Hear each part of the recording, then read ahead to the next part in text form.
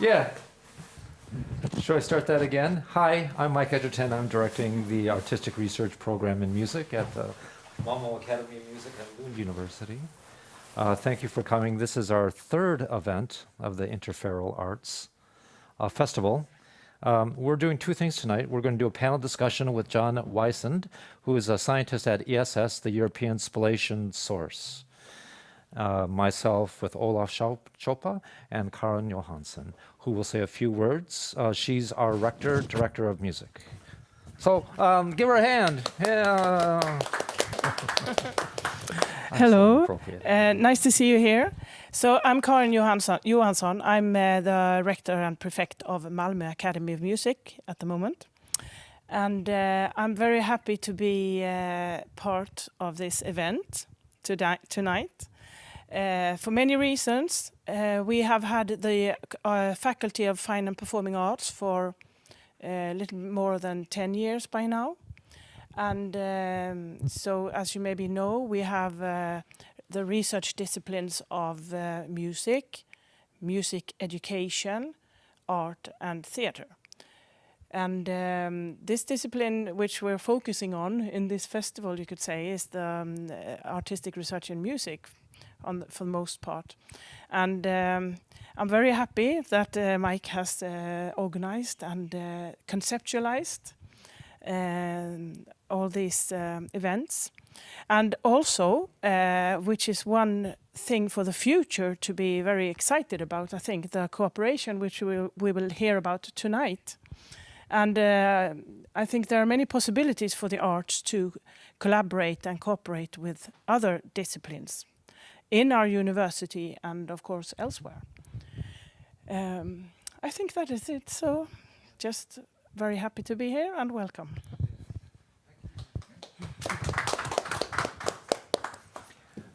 So I mentioned briefly that John Weisend from ESS will open up our panel discussion by introducing you all to what's happening at ESS and some issues involving that.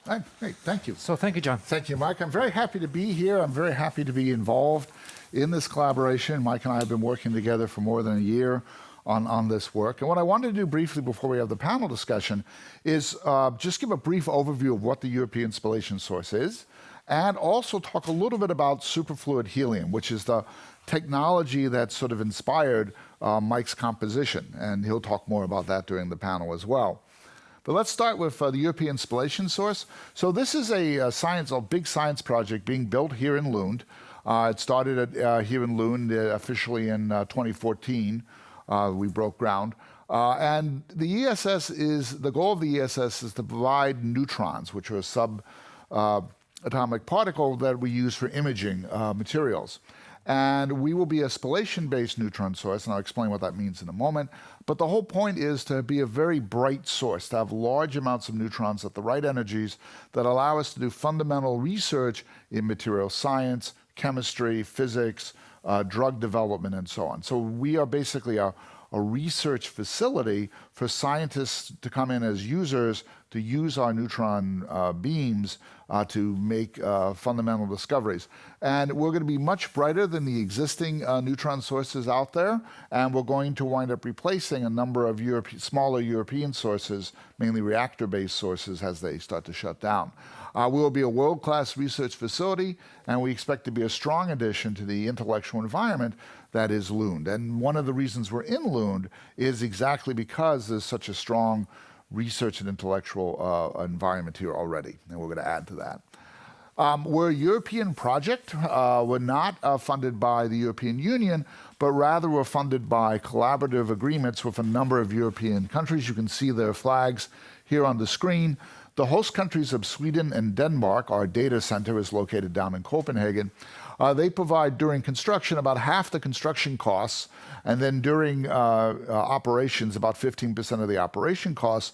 And the remaining non-host countries provide the other 50% of the construction costs, and then most of the operations costs. Now, the difference here is that Sweden and Denmark provide their contribution mostly in cash, directly payments that pay for the building of the physical structures, the buildings, the salaries of the staff, the procurements that we buy of things that we buy. Our non-host countries, our member states, they provide most of their contributions in what we call in kind, where they will actually provide a piece of equipment that makes up the accelerator or makes up one of the science experiments or makes up the target.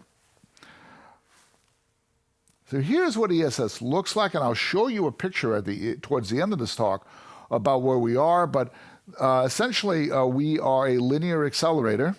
So we will accelerate protons, another subnuclear particle, down a long, about 400-meter long accelerator buried in the ground. Those protons will go up and be accelerated up to 2 GeV, which is a fairly high energy. They will then strike a tungsten target, and when they hit this tungsten target, that causes the target to emit neutrons. Those neutrons then go out to a variety of instruments arranged around the target itself. And it's in those instruments that the actual science takes place. To give you an example of the in-kind contributions, this is a chart showing the various parts of the accelerator, and I'm not going to give a lecture on accelerator physics today, but the blue parts are superconducting. They operate at very low temperatures, which is where the superfluid helium comes in. But you can also see here the logos of all the various organizations that provide components to the accelerator. So almost everything in the beamline of the accelerator, this 400-meter accelerating structure, are provided as in-kind contributions from Spain, Italy, France, Germany, and other countries throughout Europe. And that's their contribution to this project. They also contribute very heavily to the target and all the instruments as well. This is what it looks like now. So this is almost completely done. We expect to finish civil construction this year. We've actually started to operate part of the accelerator down at the low energy end. Here's the low energy part of the accelerator. It's buried underground for shielding purposes. The protons come out, they strike the target in the middle of this building, and then you can see there are going to be instruments in these side and also this far instrumentation hall. You can see our new offices that we've just moved into, and then some auxiliary buildings for services such as cryogenics and power. So in addition to our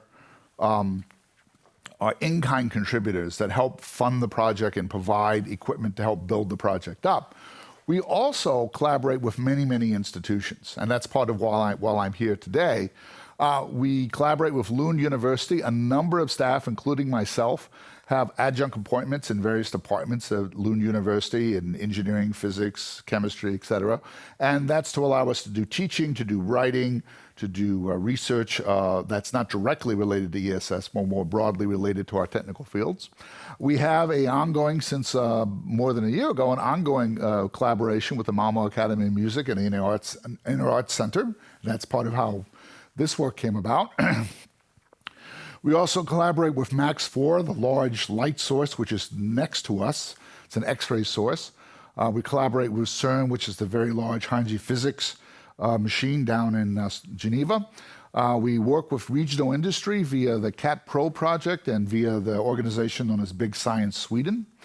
We collaborate with foreign institutions like the Chinese Academy of Sciences, the Indian Institute of Technology, Eurofusion, the Mura project, which is an accelerator being built in Belgium. And the reason we do this is that experience shows in big science projects that, and particularly CERN's a very good example of this, but they show that these collaborations, both scientific and cultural, tend to lead to innovations. It helps us recruit staff because we're always doing interesting things. We have an interesting intellectual environment. And it bolsters the research environment of the region. So these sorts of connections of ourselves to other institutions, including arts institutions, is part of making ESS a world-class research facility, and it's something we devote some time to and take very seriously. So I want to switch gears now and talk a bit about helium-2, because this is the material that has inspired Mike's composition. Helium-2 is the second liquid phase of the most common isotope of helium. So if you go and get a tank of helium, say to blow balloons or something, and you cool it down, if you get it down to 4.2 Kelvin, it becomes a liquid at room pressure. If you cool it further to about 2.17 Kelvin, which is 271 degrees below 0 Celsius, it transitions to yet another liquid phase, and that we call helium-2. And helium-2 is very fascinating. It's a rare macroscopic occurrence or manifestation of quantum mechanics. Quantum mechanics is a basic theory that explains a lot of how the world works, but generally its effects, its direct effects, are seen only microscopically. Now, it may develop technology such as semiconductors that we see macroscopically, and we all have cell phones because we understand how quantum mechanics works. But helium-2 is an example where you actually, at a macroscopic level, looking at a flow of fluid, actually can see quantum mechanics in action. And the way this works is in helium-2, a fraction of the helium atoms have condensed into what we call the quantum ground state, the lowest energy state. And some of the others have stayed up in the more excited states. And the quantum ground state we call the superfluid component, and it has no viscosity, can flow without resistance. And the normal fluid component, the stuff that's in the excited state, is more like a normal fluid. It's more like water or regular helium, if you will. The variation between these fractions of normal and superfluid component change as a function of temperature, and their interaction, their presence and their interactions, leads to very interesting and technically useful applications of helium-2.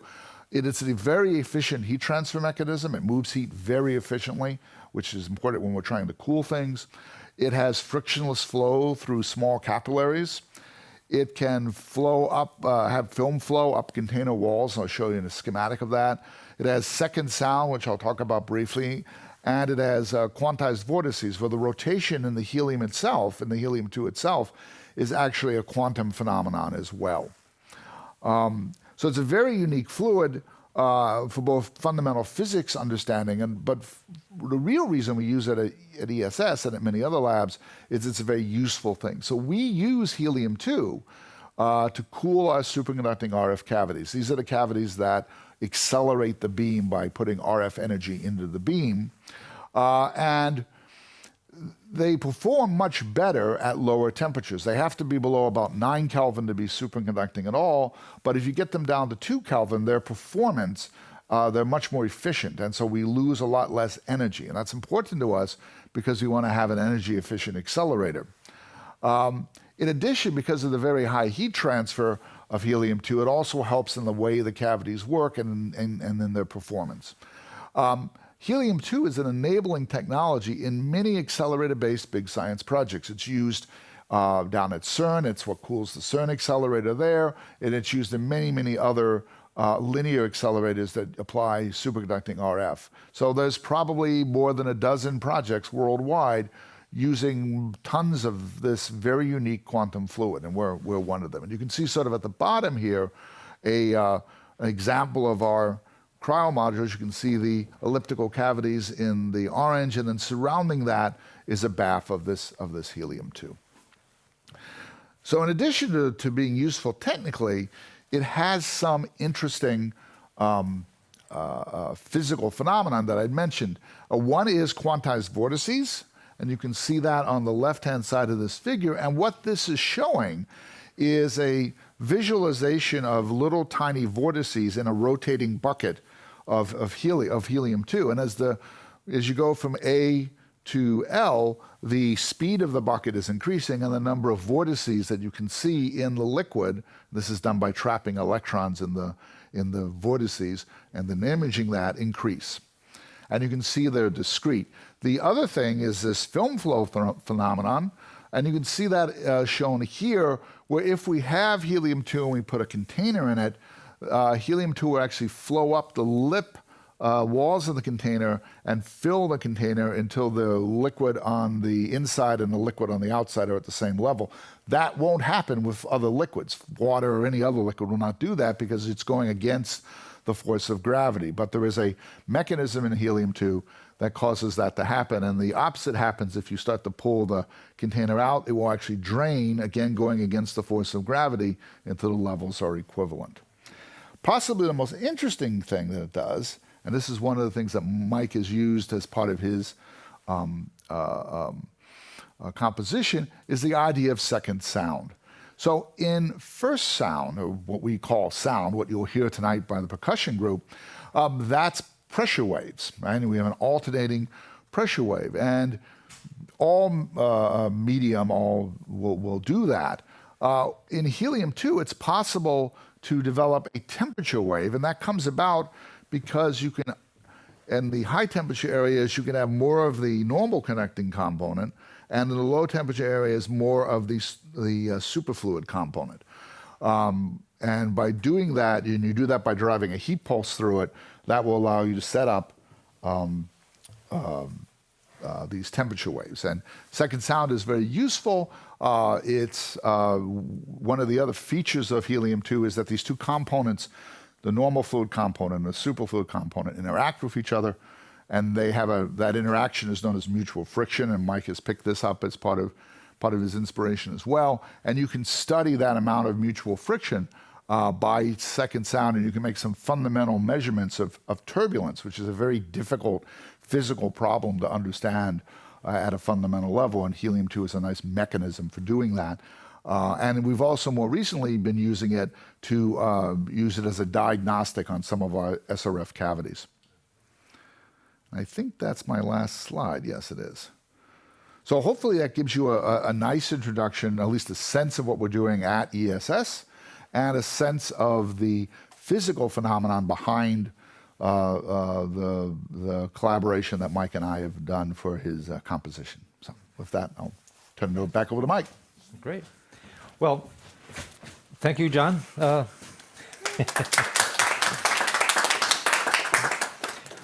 I thought perhaps it would be of interest if we would have a small discussion about some of these issues and invite Olaf, the director of the percussion ensemble, and Karin to join us and see where we go. That sounds good. Yeah. Excellent.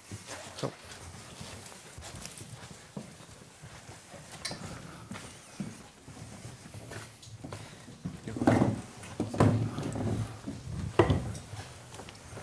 Oh, and by the way, we've published 2 papers. They're popular science, so not technical science. I'm not a scientist. And I've made a few copies. If anybody's interested, you can have them now or later or not. So just let me know. Okay.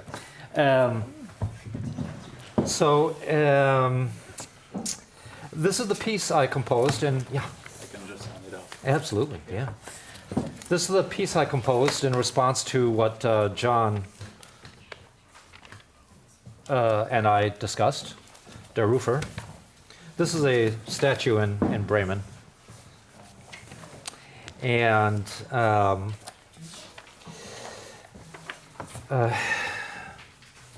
do you have any comments about, for instance, here we have the second sound, this mutual friction type of idea. I'm not really sure where I'm going with this. So one thing that we did in this piece is in order to try to make a difference for the general audience was that I wanted to, for the percussion instruments, to have an iterative instrument, like usually you hit a drum. I wanted to sustain the sounds in some ways. So what we were in Bremen playing around, like kids, I guess. Oh, I call that doing some research and looking up for possibilities. That's it too. Yeah. So and we were playing around with the small handheld cymbals, and I really wanted to try to get into the nature of sustained sounds, thinking of bowed instruments, for instance. So we tried with a drumstick to bow a cymbal, and it didn't work. So he was holding the cymbal. Would you like to get a handheld cymbal? And it totally did not work. Oh. Oh, it's over there. Okay.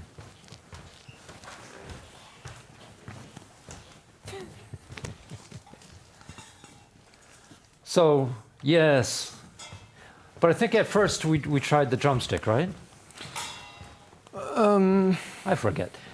I forget. We tried So, different things, and so we have a cymbal. And the biggest issue for most of the composers is, well, if they work for percussion, we can beat the instruments and we have the attack, and that's it. Sometimes we have a decay, but to make a continuously sound, we can make a roll, which is a high frequency of attacks, and then still we have the decay. But it's hard to have an instrument which is really sounding all the way through, or to have it sustained just like an organ where we hit a note and then it sounds as long as we push the key. Yeah. We have one instrument where it's working quite well. This would be, for example, a crotale.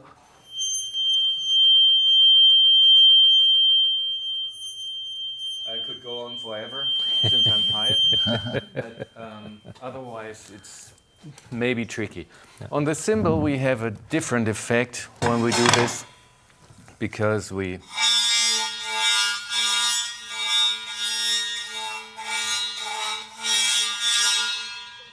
could say that's nice, but maybe not the most interesting sound, especially not in what he was looking for. Right. And so then we came... Particularly because we have the change of the up and down bow. Right. So you don't really have a sustained sound. And so we came up with the idea that what else can we do? And one way is to take a drumstick and then we just...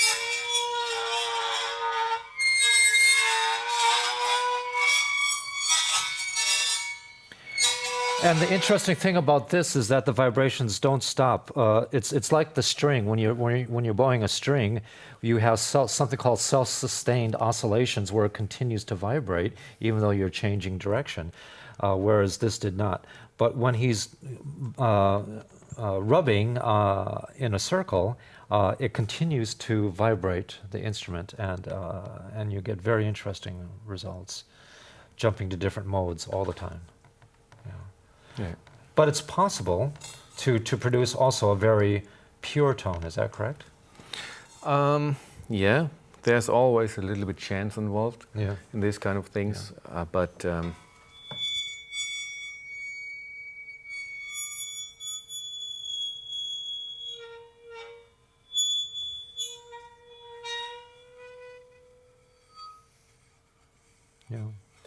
so good. So, so it's hard just for a composer to say, well, you have to play this G, whatever, G5, and then play it in the next concert, and always the same. So this we should avoid. But otherwise, getting the idea of a clear pitch, what I was doing before, that's possible. And the nice thing about this is you get very pure tones, but also you get very rough tones as well. So there's a variety of different outputs that are possible with this thing. Now, the interesting thing for this project for me, and for the idea of second sound, was that I wanted to have this idea of mutual friction. And that's why it was important that we could have very pure tones and very rough tones, because sometimes you have pure tones and sometimes you have rough tones in the percussion ensemble. And this may not make sense if you can't see it very closely, but can you see the music at all, or not really? So, okay, I'll just explain it to you. So what we have here is we have circles with some arrows in it, and those indicate that he's rubbing on the cymbal, making sounds. And then we have different iterative, noisy types of things happening around it. And for me, that was kind of a very loose metaphor for this idea of mutual friction. And so the rubbing of the cymbal would begin with a pure tone and then later become rougher and more noisy as a result of the interactions with the rest of the players. So that kind of in a way worked to promote this idea of mutual friction. Right. Yeah. Can I ask something? Yeah, absolutely. Yes, I would be interested in the process between you two.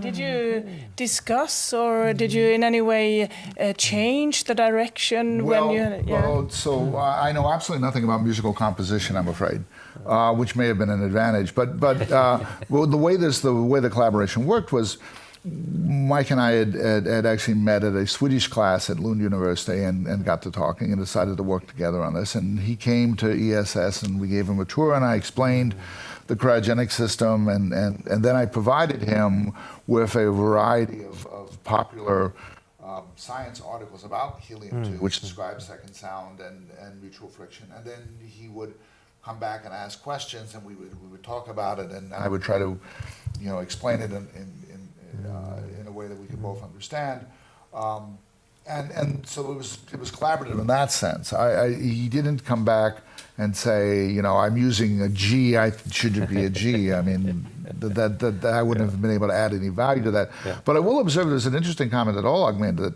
a composer will say, I need you to play this same note at each concert, and practically that can be very difficult to do. We see a similar dynamic in science where a physicist will come to engineers such as myself and say, I want to do this. I know it doesn't violate the laws of physics, so it should be possible, and this is what we need to do in order to do the research. And we will frequently look at it and say, well, practically that's either not really possible, or it's too expensive, or it takes too long.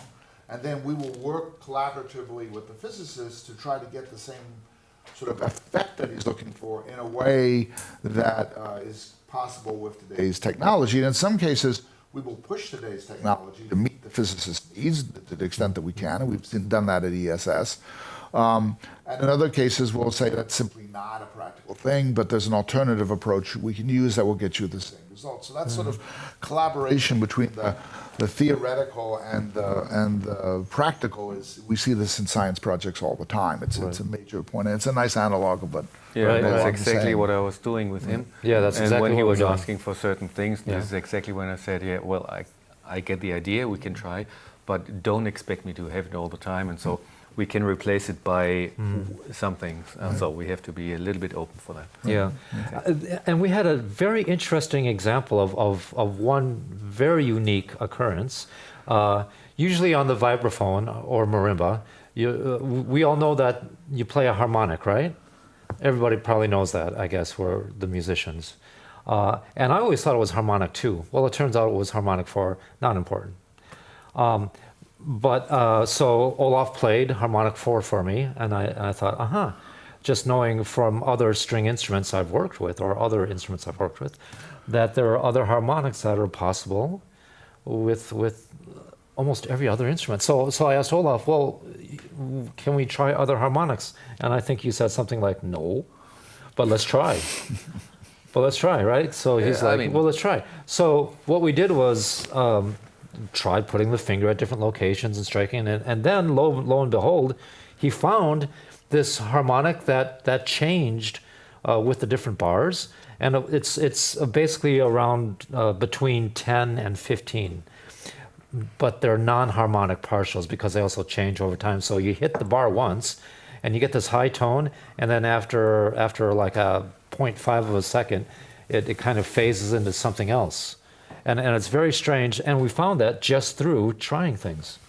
Yeah, and then later on we did some research, and I was doing it on different instruments and trying to figure out, and then it's not at 100%. In different instrument we have slightly different results. Some notes are not responding due to manufacturing things or whatever. But basically we can reproduce it on all the instruments, for example. So. Yeah, again, that's similar to what we do in big science projects like ESS. And we have a series of measurements we know we want to make, a series of studies we want to do in terms of materials and chemistry and whatnot.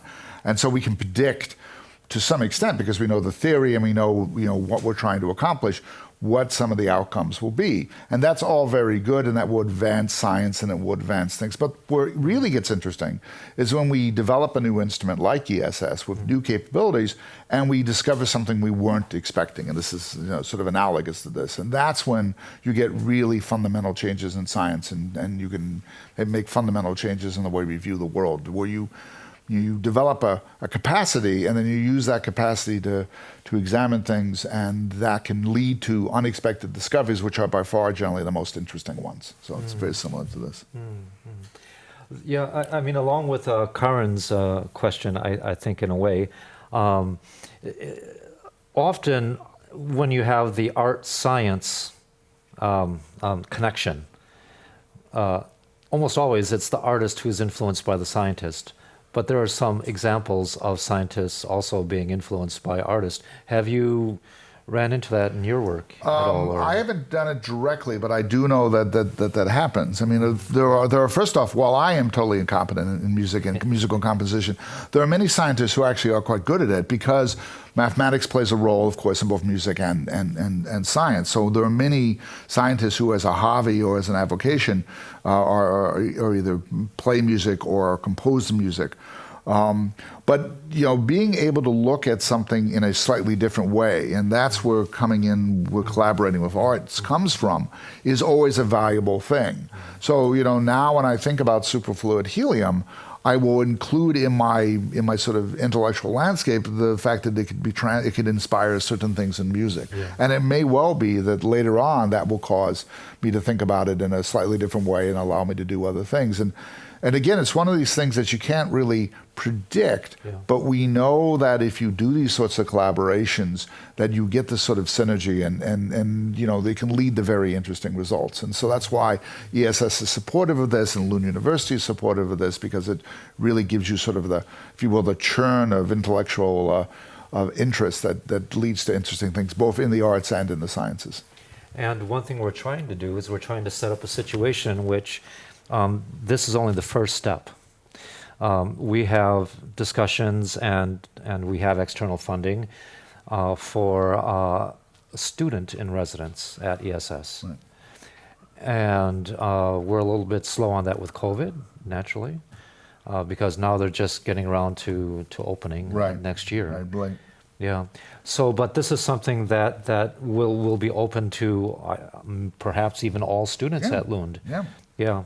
Not only us, and I think that's a very exciting thing, because it's inspirational, and it also can be operational as well. Right. Yeah. I mean, it's always helpful to have new people come in. It's helpful to, the very fact that if a scientist at ESS is explaining his science to, say, a music student or to an art student, he's got to understand he's got to understand his field well enough to be able to do that without dropping in the jargon or dropping in the mathematics. And in the process of doing that, he develops a deeper understanding of his field, and then the feedback he gets from the students generally is also very interesting and useful to that person. And so the interaction is what's important, and it, as I said, it helps us in recruiting staff, because we put them into an environment where they'll do a lot of very different, interesting things and engage with people in other disciplines, and that's generally something that people look for in these sorts of institutions. And you can see this. CERN has had a visiting artists program for many, many years. Most of the national laboratories in the U.S. have some function, some sort of this thing. And so we're very excited to be starting that here at ESS. Very exciting. Yeah, I think it's... do I need to talk in the microphone? Yes. Yes? Okay. I think it's really an underdeveloped area, this connection and the field between the arts and more technically oriented sciences. Because I think we are more similar in many respects than what we know, even. Yeah. And in the perspective that we, especially in the creative arts, where you have to invent the knowledge and the tools at the same time as you investigate or search for them. That's it's not like that in all sciences. I mean, many are more using the factors that are already there, but we have to invent them at the same time. Yeah. So, I mean, even for performers, this aspect of creativity and imagination is so important. Even if you're not composing, interpreting a piece really requires to have imagination. And I think that this is something that I think you can tell me if I'm wrong, but I think as a good scientist. No, you have to have, I mean, one of the key requirements to being a good scientist really is curiosity about the world and having an imagination to look at it in a slightly different way, to ask what-if questions, to say, if I develop a certain instrument, what does that do? What can I measure with that? And what problem does that help solve? And so the same issues of creativity and innovation that you see in the arts also, of course, apply at scientific research laboratories such as ESS. And it's the same sort of personalities, in a large extent, that get drawn to both of these things. So there is, I think, we're a lot more similar than different. We're just working with different tools or different sets of paradigms. We're restricted in science with the laws of nature and the things we can do and things we can't do, but there's a tremendous amount of creativity within that can be done, and being creative and being curious is what leads to scientific development and discoveries, and also technological developments that follow along. So it's very similar, I think. Yeah, yeah. For me, it's interesting, the question of, okay, we're dealing with sound in music, of course, and maybe for the visual arts, it's more. It's easier to see the connection between the work that might happen at ESS and the people who are dealing with vision. But audition, sound, the frequency range that you're dealing with at ESS is so incredibly higher than what we deal with as in our hearing range. Like 20,000 is nothing for somebody who's Right. Now we use radio frequencies to put power into the beams. That's how we accelerate the beams. And those work at ESS, the frequencies are 352 megahertz and 704 megahertz. And these are chosen because of the industry involved has that equipment in those ranges. And also those ranges make technical sense. But you say it's a much higher frequency than what you hear in sound. But still, things like Fourier analysis and understanding how waveforms work and the sorts of things that you learn in musical theory and in composition and in performance, that sort of tool set is also used in our facility as well. And I think what's interesting here is we're taking something in helium that's not generally considered a sound medium. I mean, we do have second sound in helium-2, but it's a very unique property of helium-2 itself. We do, of course, transmit sound through helium, but that's not a real area in which we work in. And it's very interesting, I think, to start to look at that sort of activity with this collaboration. Right. Wonderful videos on YouTube as well. Yes. Regarding second sound. Yeah. Could I ask? I would like to ask you, how did you experience working with this piece? In this perspective, did it expand your knowledge in these areas? I mean, he's focusing very much in his piece. Since we started from scratch in the beginning, so we just met, and then he was asking some questions. I was pulling out some instruments, and then we tried with these instruments to figure out which sounds are possible, which kind of trafficking on the instrument would be useful for him. We made some videos and we just explored the material in a way.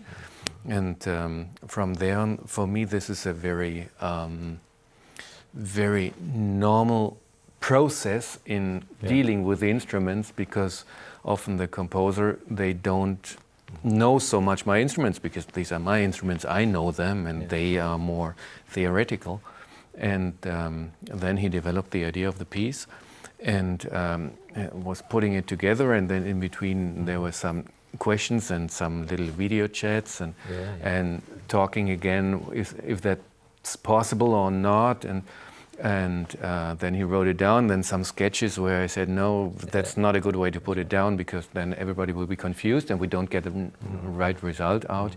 Then he changed, and so on the way to this product, we let's call it product, it's not, but we've been working a lot together in different steps, and then the last steps now were here. It was scheduled before that he would come to Bremen once again with the final score, so that we can go through it and work details out, and due to Corona that was not possible, and so we spent some time here, or quite a lot of time, in working again on that piece, and to see whether it was good, how we can increase the effect, how we can make it better and come to a better result.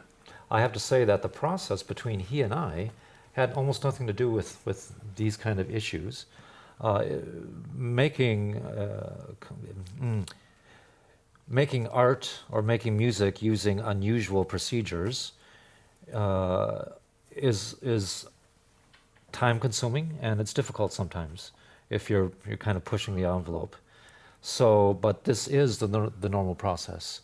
So I think this is what everybody here who's dealing with creative arts understands. So there's nothing unusual about that process at all. No, it's the normal process. Not at all. Yeah. And it's also the question of who has which role in this process.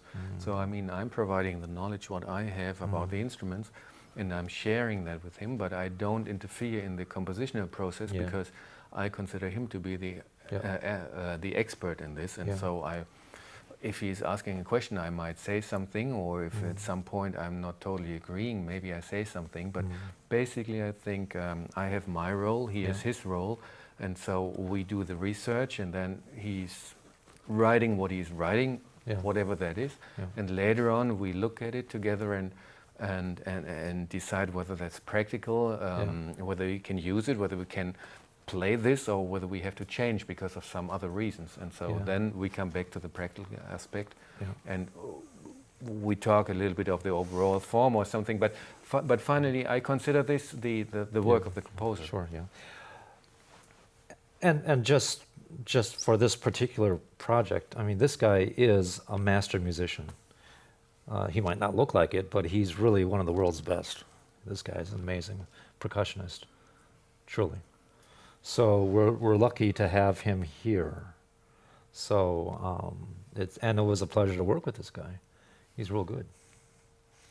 You know, they were playing a piece on Wednesday. I don't know, a few people were there. They did a piece for 4 people on snare drums. And all 4 people were playing the snare, doing a roll. You know what a roll is, huh? Everybody knows this. Just to see this guy play something, the most basic technique, was you could immediately tell, oh my God. Like when you do a roll, right, it's going, it's like his hands weren't even moving. Like everybody else is moving a little bit, and they're all really good players in the ensemble, right? But this guy, he was like this. I was like, what the hell? What's wrong with this guy? It doesn't move at all. It was incredible. And the sound was amazing. Right, Shin? Right? Yeah. It was amazing, this guy. So for me, it's a big pleasure that not only that we can explore new ground, set up frameworks for the future, and for me, it's very exciting, this work with John, and then to be able to apply it with a guy who's really great is a big benefit. I mean, I consider myself very lucky. So thank you. You both. Thank you both. I feel the same way. I'm very fortunate to be involved in this project, and it's been, it's always interesting to learn new things, and I've certainly learned a lot in this, and hopefully I've contributed some as well. So I'm consider myself very fortunate as well. Are there any questions? Oh, sorry. One more before. Yes, I just think often when you talk to composers, they say that when you work with a piece, then you have a question or some kind of issue or a problem or whatever you call it. And then the result of a piece is not so often that you get a kind of solution of this problem, but more like it provides you with new questions. And maybe this is not, there isn't a final state. But that is the starting point for something new. So what would you say in respect, in this respect? Has this project created a new issue, or what would that be then? What do you say? For me, not specific issues, but it's opening a door to new possibilities. Is the way I look at it, because it's both from the science aspect, because it's really an influence of the sciences. I'm not at all doing science. It's clearly an influence. Right. And we've talked about some future projects and ideas of doing things at ESS that might involve electronics and other ways of gathering information, put into our artistic realm. And then with what we did, it's going to the edge in some respects, and pulling back a little bit, because we're dealing with 4 people coordinating themselves on multiple instruments, and so things have to be very practical as well, unless you want things just to be loose, and we didn't want that at all. So for me, it's not necessarily something new, except for the specifics that we're dealing with the different instruments, like scraping a cymbal to get sustained vibrations. It's pretty cool. Any questions from the audience? Comments, questions? I can't see, so just yell if you have anything. No? Do you know what time it is? 5 minutes to set. 5 minutes to set. Okay, so thank you for coming. If there are no questions, comments, okay. Thank you for coming, and we have a concert beginning in a few minutes, and enjoy. We'll take a few minutes break, and if anybody wants to get a coffee or a wine or something, we'll start in a few minutes. So thank you. Thanks.